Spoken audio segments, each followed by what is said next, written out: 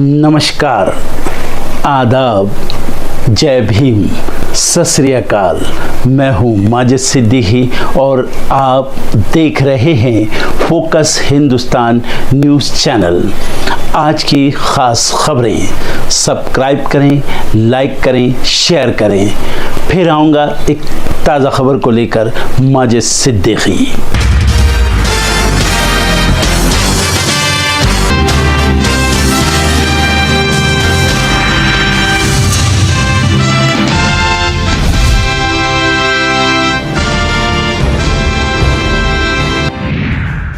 संसद के शीतकालीन सत्र का 12वां दिन आज संसद में पेश होगा वीबीजी रामजी बिल। उठ सकता है प्रदूषण का मुद्दा। विजय दिवस आज राष्ट्रपति द्रौपदी मुर्मू, पीएम मोदी समेत कृतज्ञ राष्ट्र ने दी श्रद्धांजलि। सैनिकों के शौर्य, बलिदान और देशभक्ति को किया याद।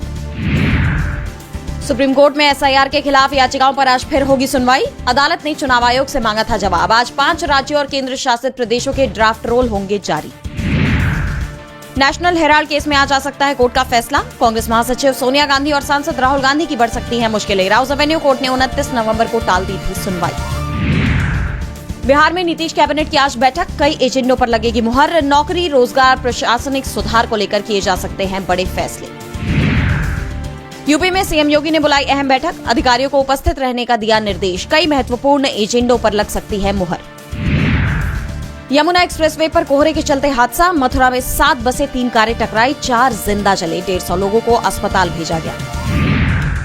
आज दिल्ली पहुंचेंगे Luthra brothers, Patiala house court में किया जाएगा पेश। गोवा क्लब हादसे के बाद थाईलैंड फरार हो गए थे लूथरा ब्रदर्स। दिल्ली की हवा लगातार हुई जहरीली, कई इलाकों में 400 के पार दर्ज किया गया AQI, लोगों को सांस लेने में हो रही परेशानी। जम्मू कश्मीर के कुपवाड़ा में लैंडमाइन ब्लास्ट, घायल जवान की गई जान, इलाज के दौरान तोड़ा दम। भारत से 7 सिस्टर्स को अलग कर देंगे, बांग्लादेश में एनसीपी नेता अब्दुल्ला ने रैली में दी खुलेआम धमकी। पूर्व पीएम हसीना के खिलाफ हिंसक विरोध के प्रमुख सूत्रधारों में एक है अब्दुल्ला। मेक्सिको में private jet crash, emergency landing की कोशिश के दौरान इंडस्ट्रियल एरिया में गिरा विमान। विमान में 8 यात्री और 2 क्रू रजिस्टर्ड थे सवार। रेस्क्यू टीम ने 7 शव किए बरामद। यूक्रेन का रूस के नौसैनिक बेस पर बड़ा हमला, अंडर वाटर ड्रोन से रूसी पनडुब्बी को किया तबाह। इतिहास में पहली बार हुआ ऐसा ऑपरेशन, यूक्रेन की सुरक्षा सेवा ने वीडियो किया जारी। चीन को एक और झटका, J-10C लड़ाकू विमान से बांग्लादेश ने भी किया किनारा। इंडोनेशिया पहले ही डील से कर चुका है इनकार। पाकिस्तान ने अरब सागर में फिर दागी नई मिसाइल, सतह से हवा में मार कर सकती है FM-90 NER। भारत से आने वाले हवाई खतरों से निपटने के लिए डिजाइन की गई मिसाइल। ओल्ड पेंशन स्कीम पर बड़ी खबर, ओपीएस की बहाली पर सरकार ने लोकसभा में दिया लिखित जवाब। कहा केंद्रीय कर्मचारियों के लिए ओल्ड पेंशन स्कीम को बहाल करने का कोई प्रस्ताव नहीं। भारत का अमेरिका को जवाब, हम बासमती चावल का करते हैं निर्यात, डंपिंग नहीं। राष्ट्रपति ट्रंप ने डंपिंग के आरोप लगाते हुए टैरिफ की दी थी धमकी। रुपए का हाल बेहाल, डॉलर के मुकाबले 5 पैसे गिरकर 90.83 के सर्वकालिक निचले स्तर पर पहुंची भारतीय करेंसी। भारत और अमेरिका ट्रेड डील की खबरों और वैश्विक दबाव के कारण आई गिरावट। इंजीनियरिंग और इलेक्ट्रॉनिक उत्पादों के मजबूत निर्यात, सोना, कच्चा तेल और कोयले के आयात में आई तेज गिरावट का दिखा असर। 5 महीने के निचले स्तर पर पहुंचा व्यापार घाटा। डीजीसीए की जांच समिति ने किया इंडिगो के मुख्यालय का दौरा। कंपनी ऑपरेशनल स्टैंडर्ड्स का कड़ाई से पालन कर रही है या नहीं, डीजीसीए करेगा फैसला।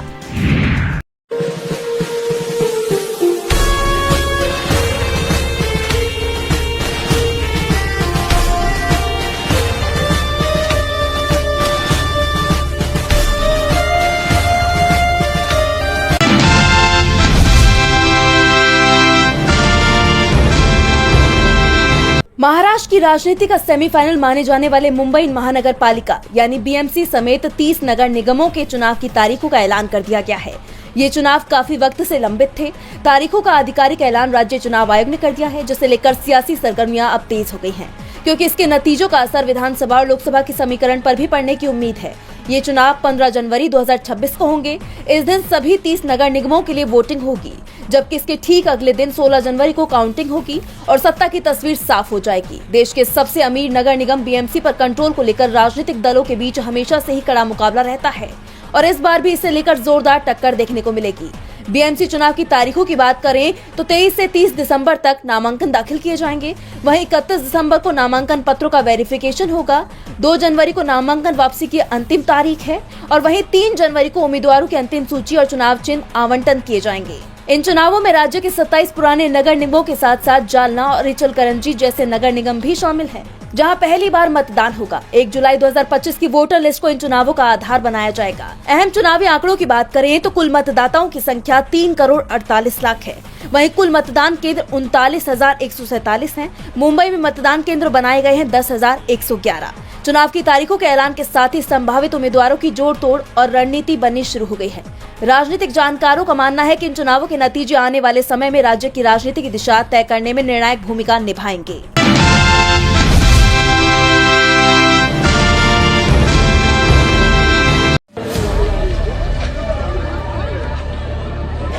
चार बस है, 4, 1, 2, 3 तो पीछे, एक उधर है, 4। अरे इसमें कोई है तो आजा कर दो। अरे कोई है नहीं क्या इसमें?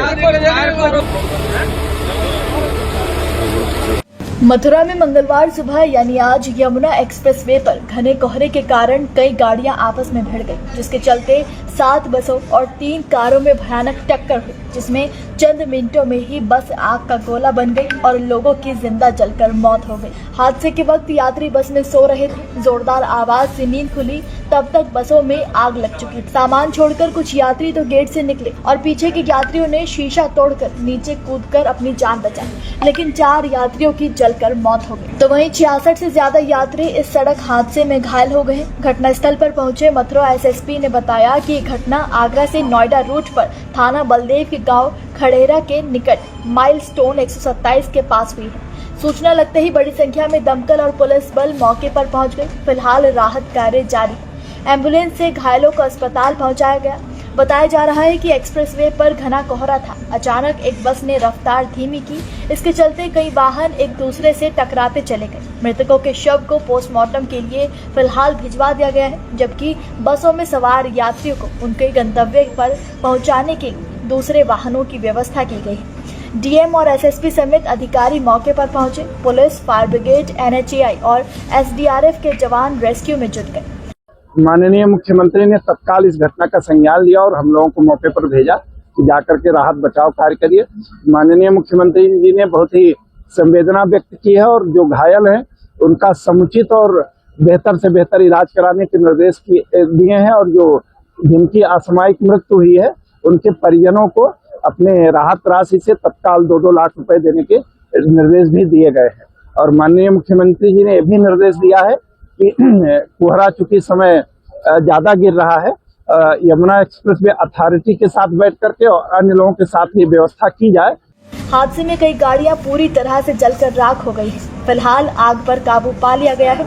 हादसे के बाद एक्सप्रेसवे से मलबा हटाने का काम किया जा रहा है। जानकारी के मुताबिक ये यमुना एक्सप्रेसवे पर ये टक्कर 6 double decker bus, 1 roadways, 1 Brezza car, 1 Dzire car और 1 टेम्पो ट्रैवलर के बीच हुई है। स्थानीय लोगों का कहना है कि टक्कर इतनी तेज थी कि बसों में आग लग गई और कई यात्री इसमें झुलस गए।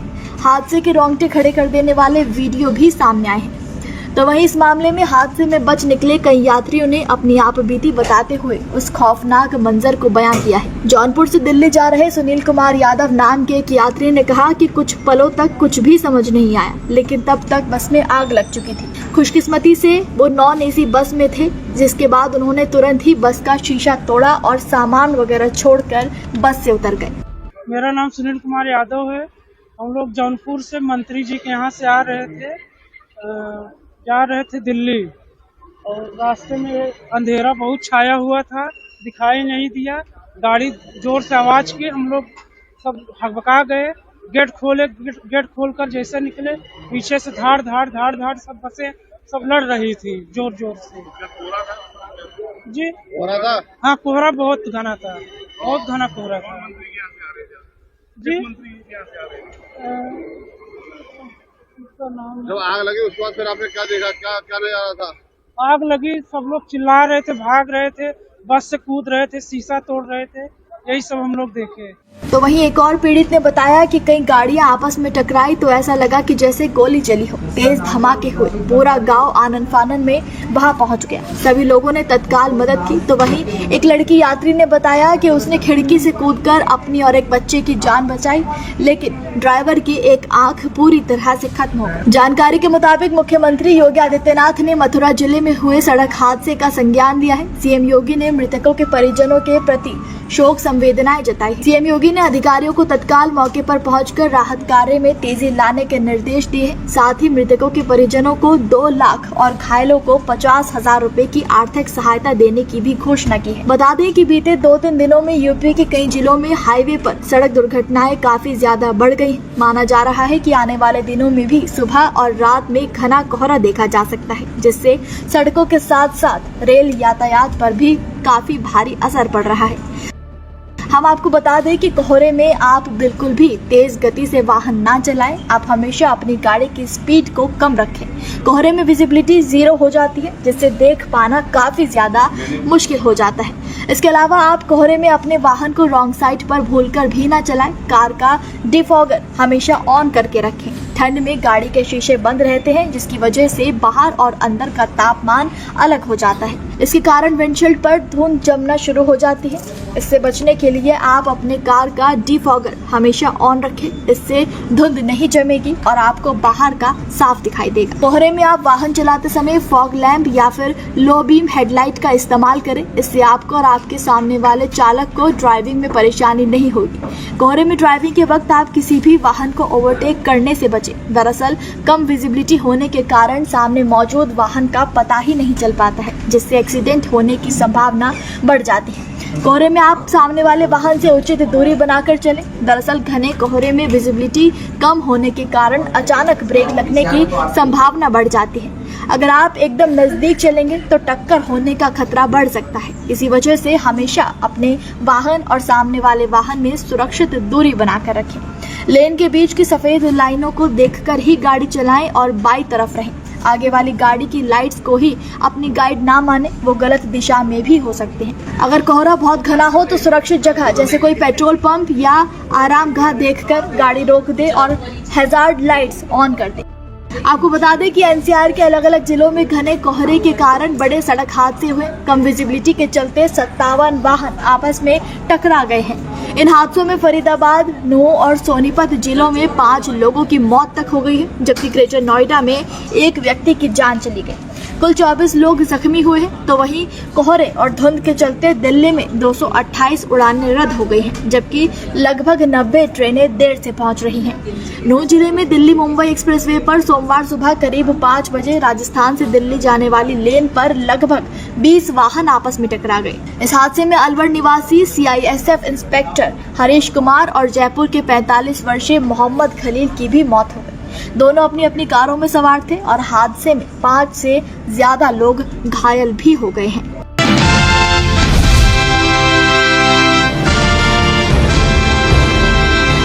पश्चिम बंगाल में विधानसभा चुनाव से पहले कई तरह के मुद्दे तैरने शुरू हो गए हैं। बीजेपी लगातार TMC को घेरने की कोशिश में जुटी हुई है, लेकिन उसकी कोशिश नाकाम नजर आ रही है। दरअसल बंगाल बीजेपी ने सोशल मीडिया पोस्ट के जरिए सीएम ममता को तानाशाह बताया। साथ ही ममता बनर्जी के चेहरे की फोटो जर्मनी के कुख्यात शासक रहे एडोल्फ हिटलर के साथ फ्रेम में लगाते हुए पोस्ट किया और कैप्शन में लिखा कि तानाशाह घबरा गया है। बीजेपी की इस सोशल मीडिया पोस्ट के बाद सियासी तूफान की शुरुआत हो गई है। टीएमसी ने बीजेपी की इस हरकत पर करारा पलटवार करते हुए एक्स पर पोस्ट किया कि भारत में असली तानाशाही कुछ इस तरह दिखती है।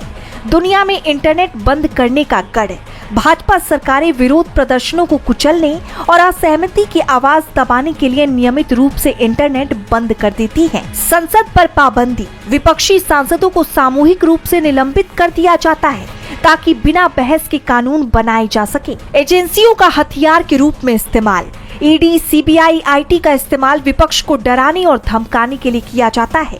भाजपा नेताओं को पूर्ण छूट प्राप्त है। चुनी हुई सरकारों को गिराया जाता है। विधायकों की खरीद फरोख्त, दल बदल, राज्यपालों को राजनीतिक मोहरे के रूप में इस्तेमाल किया जाता है। मीडिया में डर का माहौल, पत्रकारों को जेल भेजा जाता है और उनकी जान भी ले ली जाती है। न्यूज रूम पर छापे मारे जाते हैं, असहमति को राष्ट्रीय विरोधी करार दिया जाता है, नागरिकों को पहचान तक सीमित कर दिया गया है।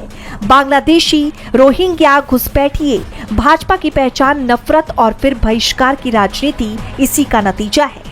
इतिहास जानता है कि हिटलर कौन था, भारत देख रहा है कि आज कौन उसी रास्ते पर चल रहा है। अब देखना ये होगा कि टीएमसी के इस पलटवार के बाद बीजेपी क्या सफाई देती है।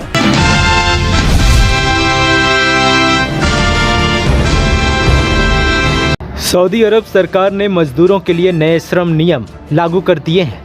90 दिन प्रोबेशन, 30 पेड लीव, ओवरटाइम और खाने के ब्रेक के अलावा और क्या क्या मिलने वाला है और इससे भारतीय मजदूरों को क्या फायदा होगा, चलिए विस्तार से बताते हैं। मानव संसाधन मंत्री इंजीनियर अहमद अल राजही की मंजूरी से लागू ये प्रावधान सऊदी विजन 2030 के समावेशी सपनों को साकार कर रहे हैं। लाखों प्रवासी कामगारों को 30 दिनों की सालाना पेड लीव, 8 घंटे की दैनिक कार्य सीमा और ओवरटाइम भत्ते जैसी बुनियादी सुविधाएं सुनिश्चित करते हुए पारदर्शिता और निष्पक्षता इस नियमों का मूल मंत्र है, जो एम्प्लॉयर्स और एम्प्लॉयज के रिश्तों को और मजबूत बनाएगा। इस नियम के तहत सालाना 30 दिनों की पेड लीव है, जिसमें रमजान के 29वें दिन से शुरू होने वाली ईद उल फित्र की 4 छुट्टियां, राष्ट्रीय दिवस और स्थापना दिवस शामिल है। अगर कॉन्ट्रैक्ट छुट्टी से पहले समाप्त हो तो आर्थिक मुआवजा भी मिलेगा। दैनिक काम सख्ती से 8 घंटे तक सीमित रहेगा, जिसमें लगातार 5 घंटे से ज्यादा काम पर 30 मिनट का ब्रेक जरूरी होगा। साप्ताहिक कम से कम 24 घंटे की छुट्टी मिलेगी और अगर छुट्टी पर काम करना पड़े तो किसी और दिन या मूल वेतन का 50% ओवर टाइम भुगतान जरूरी होगा। प्रोबेशन पीरियड सिर्फ 90 दिनों तक, जिनमें कोई भी पक्ष बिना मुआवजे के कॉन्ट्रैक्ट खत्म कर सकता है, लेकिन इसे दोहराया नहीं जा सकेगा। साथ ही 21 साल से कम उम्र वालों की नियुक्ति पर पूरी तरह से रोक भी लगा दी गई है। एम्प्लॉयर्स पर भारी जिम्मेदारी लादते हुए नियम उचित आवास, भोजन भत्ता और कार्यस्थल से दूर होने पर परिवहन व्यवस्था को अनिवार्य बनाते हैं। वीजा शुल्क, पासपोर्ट जब्ती या भर्ती फीस वसूलने गैर कानूनी करार दे दिया गया है। इसके साथ साथ कर्मचारियों को परिवार से बात करने की पूरी आज़ादी मिलेगी। भर्ती शुल्क से छुटकारा और मृत्यु की दुखद स्थिति में नियोक्ता यानी एम्प्लॉयर्स को अंतिम संस्कार या शव देश भेजने का पूरा खर्च उठाना होगा। ये प्रावधान गुलामी जैसे परिस्थितियों को जड़ से उखाड़ फेंकेंगे और कामगारों को सम्मानजनक जीवन देंगे। ऐसे में भारतीय प्रवासियों के लिए ये वरदान स्वरूप है, क्योंकि सऊदी में लाखों भारतीय इन क्षेत्रों में काम करते हैं। शोषण की शिकायतें अब नाटकीय रूप से कम होंगी, परिवारों को चैन मिलेगा। हालांकि नियमों का कड़ाई से पालन सुनिश्चित करने हेतु कीवा जैसे शिकायत तंत्रों को और मजबूत बनाना जरूरी है, ताकि ये कागजी सुधार धरातल पर उतरे। सऊदी का यह कदम वैश्विक श्रम मानकों की नई ऊंचाई देगा, भारत जैसे देशों के लिए द्विपक्षीय संधियों का आधार बनेगा। अब चलिए थोड़ी सी जानकारी आपको कीवा के बारे में भी दे देता हूँ। कीवा सऊदी अरब का एक डिजिटल प्लेटफॉर्म है, जो मानव संसाधन और सामाजिक विकास मंत्रालय HRSD द्वारा संचालित होता है और श्रम बाजार को पारदर्शी बनाने के लिए बनाया गया है। ये नियोक्ताओं, कर्मचारियों और सरकारी संस्थानों के बीच सभी लेबर संबंधी लेन देन को ऑनलाइन संगठित करता है, जैसे वर्क परमिट जारी करना, अनुबंध पंजीकरण, कर्मचारी ट्रांसफर और तमाम चीजें।